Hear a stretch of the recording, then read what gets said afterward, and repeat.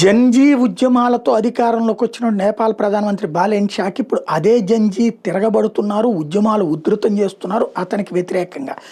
తాజాగా కాఠ్మండూలో భారీ ఎత్తున యువత వచ్చి ఉద్యమాలు చేయడం ప్రారంభించారు బాలెన్ షా ప్రభుత్వానికి వ్యతిరేకంగా. ఏంటయ్యా అంటే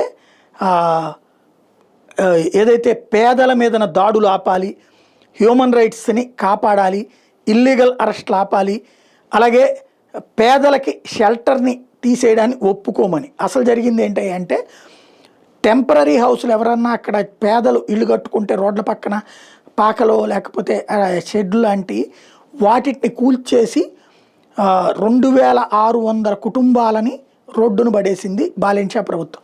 అదేమంటే బ్యూటిఫికేషన్ ఆఫ్ కాఠ్మండు అని చెప్పింది అనమాట. పేద ప్రజలు ఇన్నేళ్ళ నుంచి బతుకుతున్న వాళ్ళని రోడ్డు మీద పడేసి నువ్వు దాంట్లో చూపించేటటువంటి బ్యూటిఫికేషన్ ఏంటి అంటూ ఈ యువతరం ఉద్యమం చేశారు. దాంతో అప్పటికప్పుడు ఒక 325 మందికి టెంపరీగా హౌసింగ్ కల్పించింది ప్రభుత్వం. మిగతా వాళ్ళ విషయంలో ఉద్యమాలు జరుగుతున్నాయి. క్రమంగా బాలెన్ షా ప్రభుత్వం నాటకాలు తప్ప విషయం ఏమి లేదని తేల్చేసుకుంటున్నారు ప్రజలు.